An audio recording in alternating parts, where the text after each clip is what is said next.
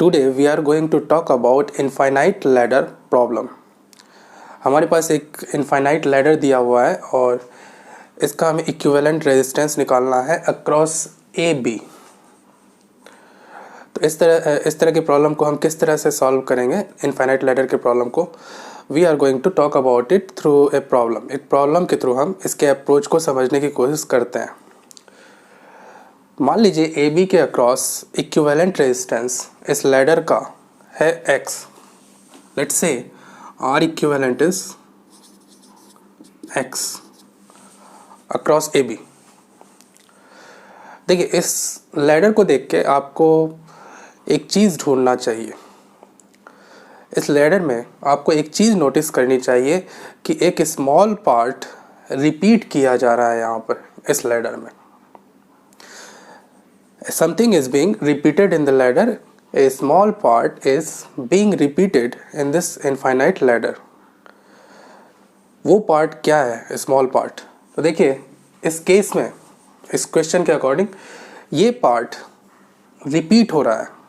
देखिए, यहाँ पर भी है, यहाँ पर भी है, यहाँ पर भी है, यहाँ पर भी है। तो आप मान सकते हैं कि ये लैडर जो है इस स्मॉल पार्ट के रिपीटेशन के कारण बना हुआ है। आपने एक बार इस चीज़ को नोटिस कर लिया, you pointed out this fact. अब आप इस प्रॉब्लम को अप्रोच कर सकते हैं। What we do is now, आप इस लैडर को कट करेंगे। अब आप इस तरह से लैडर को कट करेंगे कि आपको केवल एक ही स्मॉल पार्ट को रखना है। एक स्मॉल पार्ट में कितने रेजिस्टर्स हैं? 1 ओम और 2 ओम। इस तरह का एक स्मॉल पार्ट रखते हुए आपको इस लैडर को कट करना है। फॉर एग्जांपल, इस लैडर को आप यहाँ से कट कर देंगे।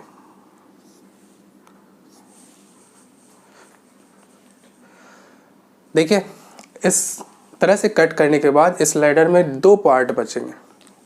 एक पार्ट ये होगा, देख, स्मॉल पार्ट जिसमें कि 2 रेजिस्टर्स आएंगे 1 ओम और 2 ओम के, और दूसरा पार्ट जो है कटा हुआ इनफाइनाइट लैडर मिलेगा आपको। अगेन एक इनफाइनाइट लैडर मिलेगा, लेकिन इस बार कटा हुआ इनफाइनाइट लैडर मिलेगा। तो इस पोर्शन को मैं बोल देता हूँ सेकेंड पोर्शन। आप क्या करेंगे, फर्स्ट पार्ट को आप बना लेंगे, ड्रॉ कर लेंगे। तो यहाँ पर हम फर्स्ट पार्ट को ड्रॉ कर लें। Let's draw the first part.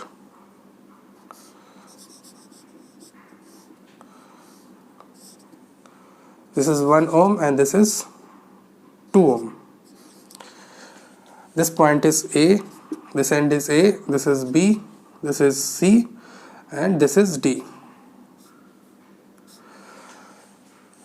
कटने के बाद, लैडर को काटने के बाद आपने पोर्शन 1 को यहाँ पर ड्रॉ कर लिया। So what do we do with the portion 2? Second portion के साथ हम क्या करेंगे? तो एक बार सेकेंड पोर्शन को गौर से देखिए। क्या कटे हुए आपको सेकेंड पोर्शन जो है, it is also an infinite ladder. कटा हुआ पोर्शन भी एक इनफाइनाइट लैडर है। तो आपको ये नोटिस करना है कि क्या कटने के बाद जो लैडर आपको मिला है और कटने के पहले जो लैडर था वो क्या सेम है? एक बार गौर से देखिए इस लैडर को, कटे हुए पोर्शन को, सेकंड पोर्शन को आप एक बार गौर से देखिए। क्या कटने के बाद जो लैडर, इनफाइनाइट लैडर जो मिला है आपको सेकंड पार्ट, और कटने के पहले जो इनफाइनाइट लैडर था, वो दोनों क्या सेम है? तो देखिए, कटने के बाद जो लैडर है उसमें इनफाइनाइट रेजिस्टर्स है, और कटने के पहले जो लैडर था उसमें भी इनफाइनाइट रेजिस्टर्स थे। और चीज़ गौर कीजिए कि कटने के बाद के लैडर में का जो एंड है, एक एंड 1 ओम से कनेक्टेड है और दूसरा एंड, एक एंड 1 ओम से कनेक्टेड है कटने के बाद के लैडर में, और दूसरा एंड 2 ओम से कनेक्टेड है। यही सिचुएशन तो कटने के पहले के इनफाइनाइट लैडर में भी था कि कटने के पहले के इनफाइनाइट लैडर में एक एंड 1 ओम से कनेक्टेड था और दूसरा एंड 2 ओम से कनेक्टेड था। इसका मतलब कटने के बाद का जो लैडर आपको मिला है यहाँ पर, that is exactly same as the ladder before the cutting. Cutting के पहले जो इनफाइनाइट लैडर था वही आपको कटिंग के बाद भी इनफाइनाइट लैडर मिल गया है। तो आप बोल सकते हैं कि इसका भी रेजिस्टेंस जो होगा, इस कटने के बाद जो इनफाइनाइट लैडर मिला है, इसका भी आपको आप बोल सकते हैं कि इन दोनों एंड्स के अक्रॉस इसका इक्विवेलेंट रेजिस्टेंस जो है x होगा, इन दोनों एंड्स के अक्रॉस। तो आपको इसका रेजिस्टेंस मिल गया, इक्विवेलेंट रेजिस्टेंस x, तो आप इसको यहाँ पे कनेक्ट कर दीजिए। क्योंकि आपने शुरू में ही एज्यूम किया था कि AB के अक्रॉस मान लीजिए कि इक्विवेलेंट रेजिस्टेंस क्या है, x है। क्योंकि कटने के बाद जो आपको इनफाइनाइट लैडर मिला, वो लैडर और कटने के पहले जो इनफाइनाइट लैडर था दोनों सेम था, इसलिए आप इस पोर्शन 2 के रेजिस्टेंस को भी इन दोनों पॉइंट्स के अक्रॉस x ले सकते हैं और x रेजिस्टेंस को आप CD से कनेक्ट कर दीजिए इस तरह से। सो आपका प्रॉब्लम लगभग सॉल्व हो गया। अब this was the main concept.